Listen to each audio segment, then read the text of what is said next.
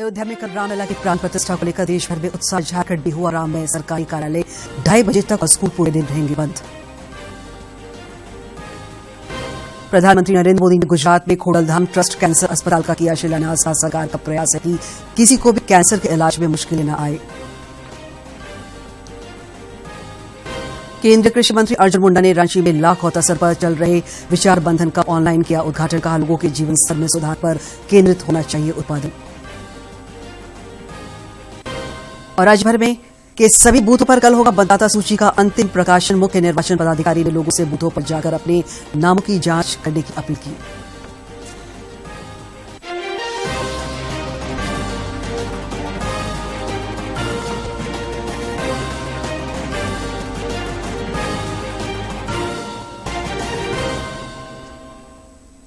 नमस्कार, खबरें झारखंड में आपका स्वागत है। मैं हूं दिव्या और अब समाचार विस्तार से। अयोध्या में रामलला विराजमान के प्राण प्रतिष्ठा समारोह को ऐतिहासिक बनाने के लिए तैयारियां अंतिम चरण में है। इस भव्य समारोह का साक्षी बनने के लिए देश विदेश के अतिथि अयोध्या पहुंच रहे हैं। अंतिम चरण में है। काशी के डोम राजा सहित 15 लोग प्राण प्रतिष्ठा अनुष्ठान के यजमान होंगे। देशी विदेशी मेहमानों का अयोध्या आने का सिलसिला जारी है। सोमवार को होने वाले भव्य समारोह का साक्षी बनने के लिए देश विदेश से आमंत्रित अतिथि अयोध्या पहुंच रहे हैं। रामनगरी में समारोह के लिए कड़ी सुरक्षा व्यवस्था की गई है। प्राण प्रतिष्ठा समारोह को देखते हुए रामलला के दर्शन की व्यवस्था बंद है। राज्य पर्यटन विभाग के आंकड़ों के अनुसार वर्ष 2017 तक अयोध्या में हर वर्ष 2 लाख श्रद्धालु आते थे। अब इनकी संख्या बढ़कर 2 करोड़ तक पहुंच गई है। राज्यपाल सीपी राधाकृष्णन ने आज रांची स्थित तपोवन मंदिर जाकर पूजा अर्चना की और सभी के सुख समृद्धि की कामना की। इस दौरान उन्होंने मंदिर परिसर की सफाई की। उन्होंने स्वयं झाड़ू लगाकर स्वच्छता का संदेश दिया।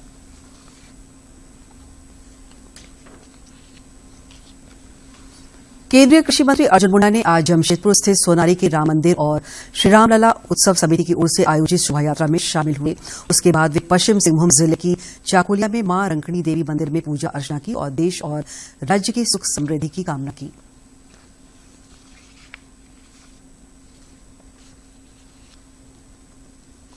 इधर रामलला की प्राण प्रतिष्ठा से पहले रांची के मंदिरों में सजावट और विशेष सुंदरकांड का पाठ शुरू हो गया है। रांची के रामेश्वरम कॉलोनी के मंदिर में आज भव्य सुंदरकांड का आयोजन हुआ, जिसमें श्रद्धालु राममय नजर आए।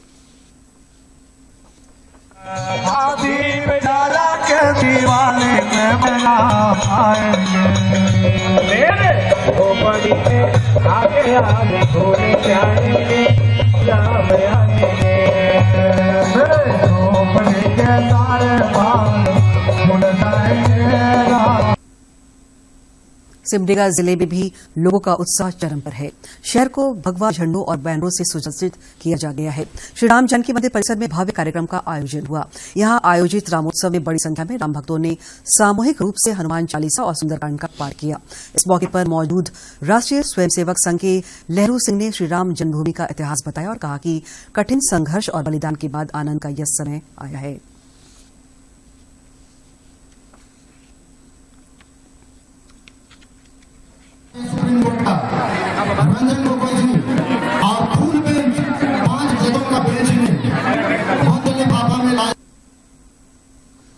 श्री रामलला की प्राण प्रतिष्ठा को लेकर गढ़वा में एकता और समरूपता का भाव देखने को मिल रहा है। गढ़वा शहर के तमाम अखाड़ों के लोगों ने काली मंदिर के प्रांगण में बैठकर एक साथ श्री रामलला की शोभा यात्रा निकालने का निर्णय लिया है। संरक्षक विनोद पाठक ने बताया कि श्री रामलला की प्राण प्रतिष्ठा को जिले में यादगार बनाया जाएगा। राम मंदिर प्राण प्रतिष्ठा की ओर अग्रसर है। इसको पूरे हिंदू समाज, बच्चे, बुजुर्ग सभी उत्साहपूर्वक मनाएंगे और नए उमंग, नए जोश के साथ भगवान श्री राम जी का जय घोष करते रहेंगे। शोभा यात्रा के अध्यक्ष दौलत सोनी ने कहा कि श्री राम लला के प्राण प्रतिष्ठा के दिन शहर के तमाम अखाड़ों के लोग एक साथ शोभा यात्रा निकालकर इस दिन को यादगार बनाएंगे। समस्त अखाड़ा के लोग यहाँ मां काली मंदिर के प्रांगण से भव्य शोभा यात्रा यहाँ से निकाला जाएगा। श्री रामलला के प्राण प्रतिष्ठा को यादगार, ऐतिहासिक और भव्य बनाने के लिए गढ़वा में काली स्थान से शोभा यात्रा निकाली जाएगी और श्री राम के उद्घोष के साथ महिला पुरुष श्री रामलला मंदिर के प्रांगण तक जाएंगे। गढ़वा से विजेंद्र तिवारी की रिपोर्ट। 22 जनवरी को देश रामलला की प्राण प्रतिष्ठा समारोह के लिए राज्य सरकार ने छुट्टी की घोषणा की है। सरकार ने एक विज्ञप्ति जारी किया है। इसके अनुसार सभी सरकारी कार्यालयों को 2:30 बजे तक बंद रखने का और सरकारी स्कूलों को पूरे दिन बंद रखने का निर्देश दिया गया है। रामलला की प्राण प्रतिष्ठा से ठीक पहले अयोध्या नगरी में स्वच्छता का महाअभियान जोर शोर से चल रहा है। इस अभियान में 5000 स्वच्छताग्रही अपनी सेवा दे रहे हैं। किनारा और आप देख सकते हैं हमारे साथ हैं बहुत से स्वच्छताग्रही। स्वच्छता के अभियान में हमें भी भगवान राम के घर को साफ करने का हमें भी अवसर मिल रहा है। बहुत देख के प्रेरणा मिली और मोदी जी का पूरा असर हो रहा है। ऐसा लग रहा है कि वास्तविक हम लोग मोदी के दिखाए हुए रास्ते पर चल रहे हैं और निश्चित तौर पर हमारे अयोध्या नगरी स्वच्छ होगा, पूरा भारत ही स्वच्छ रहेगा। हमारे साथ विभिन्न स्कूलों के बच्चे हैं जो यहाँ पर स्वच्छता अभियान में लगे हुए हैं, जो घाटों की साफ सफाई कर रहे हैं, विभिन्न जगहों पर जाते हैं, स्वच्छता के महाअभियान में अपना योगदान देते हैं। यहाँ सरजू घाट में आए हैं स्वच्छता अभियान पार्टिसिपेट करने, क्योंकि हमारे भगवान श्री राम का भव्य मंदिर बन रहा है और हम सबका ये कर्तव्य बनता है कि उनके अयोध्या को साफ रखने का हमारे कर्तव्य बनता है, क्योंकि हमारे प्रधानमंत्री नरेंद्र मोदी जी ने ये इनिशिएट लिया है कि वो स्वच्छता अभियान स्टार्ट करें। बट वो केवल उन्हीं की रिस्पॉन्सिबिलिटी नहीं है, हम सब छात्रों की भी रिस्पॉन्सिबिलिटी है कि हम उनका सहयोग करें। आप अपने आसपास के लोगों को, आपके परिवार वाले हैं, रिलेटिव्स हैं, पड़ोसी हैं, उनको कैसे बताते हैं? मैम हम लोग उनको ऐसे बताते कि मतलब हम लोग तो खुद साफ सफाई करते हैं, क्योंकि किसी को बताने से पहले हमें खुद पे भी अप्लाई करना पड़ता है। तो हम लोग पहले साफ सफाई करते हैं, उसके बाद उन लोग को बताते हैं कि देखिए ऐसे साफ सफाई हम लोग को करना चाहिए, स्वच्छ रखना चाहिए ताकि बीमारी ज़्यादा ना फैले। आजकल बहुत सारी बीमारियां भी फैल रही हैं, तो बीमारियों से भी बचने के लिए हमें वहाँ पे स्वच्छता बनाए रखनी चाहिए। स्वच्छता हमारे लिए बहुत बड़ी उपलब्धि है। अगर हम स्वच्छता का सहयोग करेंगे तो हमारा देश स्वच्छ रहेगा। स्वच्छता से ही सारा डेवलपमेंट की शुरुआत होती है, तो अगर हम लोग अपने घर से शुरुआत करेंगे तभी ये देश सफल हो पाएगा। हम लोग यहाँ पर अयोध्या में स्वच्छ करने के लिए यहाँ पर कूड़ा बटोर रहे हैं, सब काम कर रहे हैं कि अयोध्या की राम नगरी जो स्वच्छ रहे। 22 जनवरी को प्रधानमंत्री मोदी जी आ रहे हैं, तो वो भी देखें कि यहाँ के लोग कैसे काम करते हैं। प्रधानमंत्री मोदी ने आह्वान भी किया, आपको पता है पीएम मोदी ने क्या कहा? पीएम अयोध्या को सबसे स्वच्छ बनाना है। जी बिल्कुल। खाली सरयू नदी पे ही आप करते हैं या और जगह भी जाते हैं? और जगह भी अभी जाएंगे, तो अभी हम लोग यहाँ पे पहले आए हैं, यहाँ साफ सफाई करेंगे, फिर अब अगला और कोई जगह होगा। ये बताइए आपको ये सहयोग की प्रेरणा कहाँ से मिली? ये हमारे अध्यापकों ने हमें प्रेरणा दी है कि हमें अपना देश, हमें अपना घर स्वच्छ रखना चाहिए। उस प्रेरणा से अब आप दूसरों के लिए भी प्रेरणा का एक स्रोत बन रहे हैं। जी बिल्कुल। मैं तो कहूँगा कि ये हमारे लिए बहुत ही प्राउड मूवमेंट है, हमारे लिए बहुत गर्व की बात है कि हम लोग इस अयोध्या नगरी में जन्मे हैं और हम लोग यहाँ पे इसके लिए कंट्रीब्यूट कर रहे हैं, इसे स्वच्छ बना रहे हैं। नगर निगम भी यहाँ पर कई बड़े कदम उठा रहा है। आप बताइए नगर निगम की तरफ से क्या क्या कदम उठाए? प्राण प्रतिष्ठा की बात है तो हम लोग स्कूलों में जाकर, हम बच्चों के साथ जाकर वहाँ पर संवाद करते हैं स्वच्छता संबंधी, कैसे अयोध्या को स्वच्छ बनाना है, कैसे उनकी सहभागिता हमें इंश्योर करनी है। इस पर हम टीचर से भी बात करते हैं और बच्चों से भी बात करते हैं। और अयोध्या को प्लास्टिक मुक्त बनाने के दौर में आप देख रहे हैं यहाँ पर बच्चों ने अपने हाथ में कपड़े के थैले ले रखे हैं, तो हम ये एक मोटिवेट करते हैं लोगों को जाके उन्हें कपड़े के थैले देके कि वे प्लास्टिक का इस्तेमाल बंद करके और जो है कपड़े के थैले का प्रयोग कर। इधर गुमला में भी प्राण प्रतिष्ठा को लेकर उत्सव सा नजारा है। सनातन मंच की ओर से भव्य शोभा यात्रा निकाली गई, जिससे पूरा शहर भगवामय हो गया। श्री राम नाम के गगनभेदी जयकारे से सारा वातावरण गुंजायमान हो उठा। ऐसा लग रहा है कि पूरा गुमला ही अयोध्या बन गया है।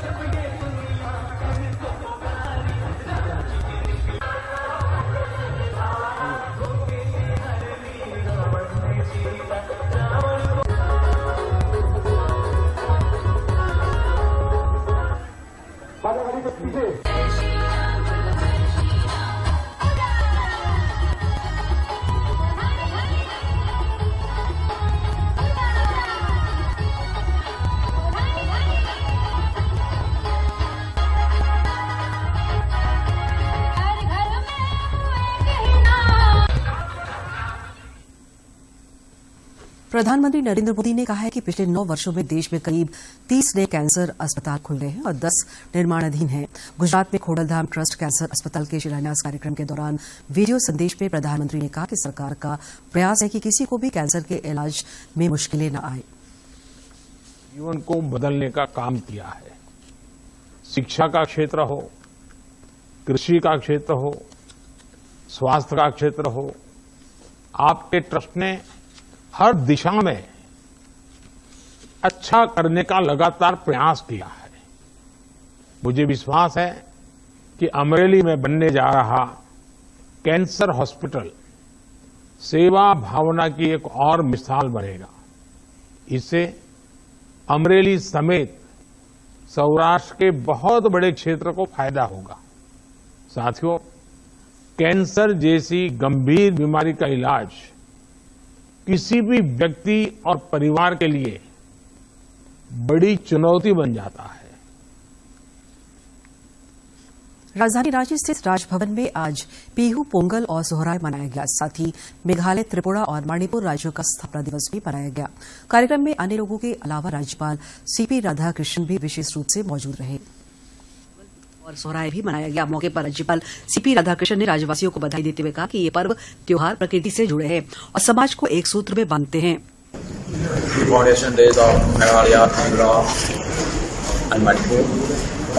Along with that, we have celebrated Sorai, and Pongal. Everybody has come here.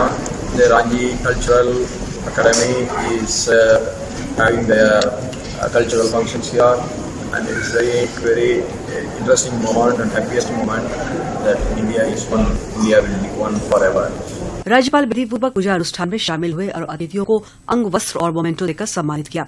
राज्यपाल ने कहा कि पोंगल और मकर संक्रांति जैसे पर्व के पीछे मूल भावना हमारे किसानों के प्रति कृतज्ञता जाहिर करना है।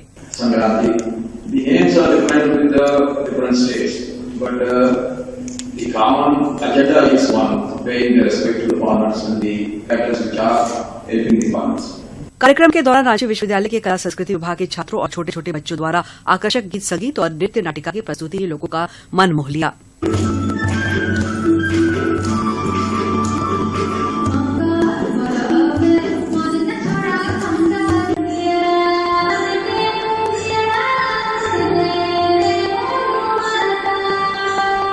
कई प्रदेशों की कला संस्कृति के समागम से आज राजभवन गुंजा रहा। इस दौरान यहां एक भारत श्रेष्ठ भारत का जीवंत दर्शन भी हुआ। रांची से अवधेश गौतम की रिपोर्ट। केंद्रीय कृषि मंत्री अर्जुन मुंडा ने आज वीडियो कॉन्फ्रेंसिंग के जरिए राष्ट्रीय उच्चतर कृषि प्रसंस्करण संस्थान रांची में आयोजित 2 दिवसीय लाख और तसर विषय पर विचार मंथन का उद्घाटन किया।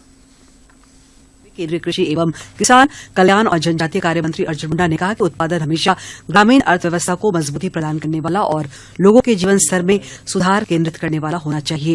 यदि हम देखें तो इस बात के लिए कि जिस के माध्यम से आज वो 100 ईयर्स पूरा कर चुका है, 100 साल के उपलब्धियों के साथ आगे बढ़ने की आकांक्षा रखते हुए इस तरह के आयोजन में आज प्रमुख भूमिका निभा रहा है। श्री मुंडा ने कहा कि संस्थान को सिर्फ उत्पादन बढ़ाने पर काम नहीं करना है, बल्कि इसे ग्रामीण क्षेत्रों में उद्यमिता विकास और देश की अर्थव्यवस्था में योगदान केंद्रित भी बनाना है। उन्होंने विषयवार बातों को ध्यान में रखकर रोड मैप तैयार करने, क्षेत्र को हब के रूप में विकसित करने पर भी बल दिया। हमें यह भी बहुत आवश्यक है कि हम इस बात का ध्यान रखते हुए कि आगे के स्टेप्स को हम किस तरीके से और सशक्त बनाएं। इस कार्यक्रम में संस्थान के निदेशक डॉक्टर अभिजीत कर, सीटीआर एंड टीआई के निदेशक डॉक्टर आर चौधरी लाख और तसर के किसान, उद्यमी व वन विभाग के अधिकारियों मौजूद थे। आगामी चुनावों को लेकर सभी पार्टियों में मंथन का दौर जारी है। इस निमित्त आज भाजपा के रांची स्थित प्रदेश कार्यालय में मीडिया विभाग की महत्वपूर्ण बैठक हुई। बैठक की अध्यक्षता प्रदेश अध्यक्ष बाबूलाल मरांडी ने की। इस अवसर पर अन्य लोगों के अलावा संगठन महामंत्री क्रमवीर सिंह भी मौजूद थे। रांची के एक निजी अस्पताल में पॉली ट्रॉमा मैनेजमेंट पर एक सेमिनार का आयोजन किया गया। सेमिनार में विशेषज्ञ चिकित्सकों ने इससे संबंधित जानकारी दी। पारस अस्पताल के डॉक्टर नितेश कुमार ने बताया कि दुर्घटना के 1 घंटे के भीतर यदि दुर्घटनाग्रस्त व्यक्ति का सही इलाज प्रारंभ कर दिया जाए तो गंभीर से गंभीर जटिल व्यक्ति को भी बचाया जा सकता है।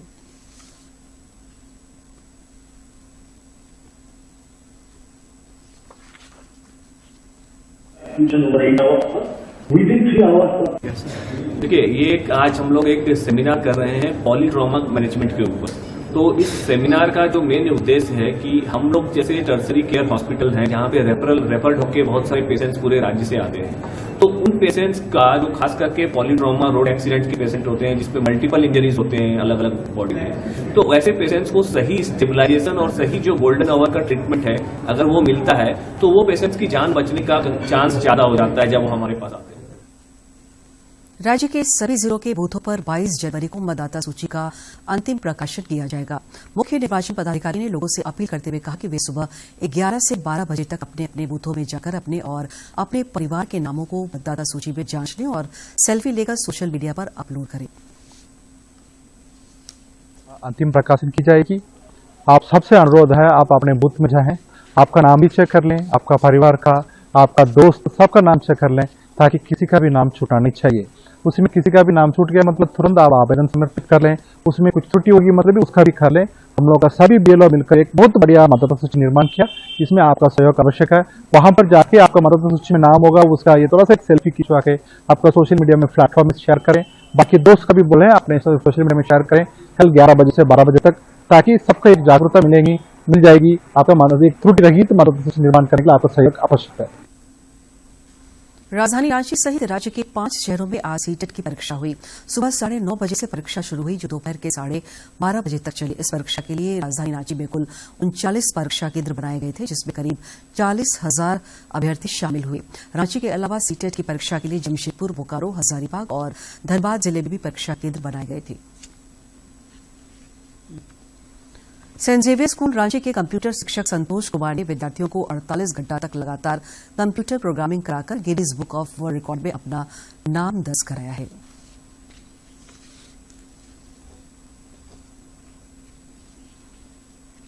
Guinness book of world record में अपना नाम दर्ज कराने के बाद संतोष कुमार काफी खुश नजर आए। उन्होंने कहा कि इसकी प्रेरणा उन्हें प्रधानमंत्री नरेंद्र मोदी से मिली है। प्रधानमंत्री नरेंद्र मोदी जी से प्रभावित होकर मैंने भी सोचा कि हम अपने देश का नाम रोशन करें और अपने कंप्यूटर फील्ड में अपने देश को एक मुकाम पे पहुंचाने के लिए और इन बच्चों को कुछ सिखाने के लिए, प्रोग्रामिंग में इनको परिपक्व बनाने के लिए मेरा उद्देश्य ये है कि इस अटेम्प्ट के थ्रू मैं कुछ ऐसा करूं जिससे कि एक वर्ल्ड रिकॉर्ड बने और हम और हमारे स्टूडेंट्स इस वर्ल्ड रिकॉर्ड का एक हिस्सा बने। Saint Xavier School Doranda Ranchi के उप प्राध्यापक फादर रवि भूषण केस ने बताया।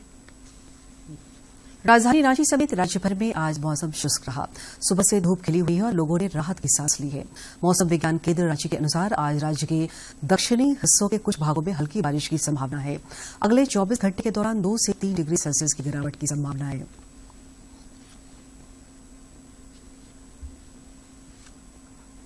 अंत में मुख्य समाचार एक बार फिर।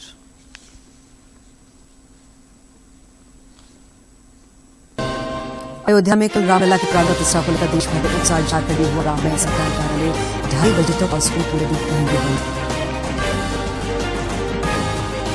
प्रधानमंत्री नरेंद्र मोदी ने गुजरात में खोडलधाम ट्रस्ट कैंसर अस्पताल का किया शिलान्यास। सरकार का प्रयास है कि किसी को भी कैंसर के इलाज में मुश्किलें न आए। केंद्रीय कृषि मंत्री अर्जुन मुंडा ने रांची में लाख और तसक पर चल रहे विचार मंथन का ऑनलाइन किया उद्घाटन। कहा लोगों के जीवन स्तर में सुधार पर केंद्रित होना चाहिए उत्पादन। और राज्य भर के सभी बूथों पर कल होगा मतदाता सूची का अंतिम प्रकाशन। मुख्य निर्वाचन पदाधिकारी ने लोगों से बूथों पर जाकर अपने नामों की जांच करने की अपील की।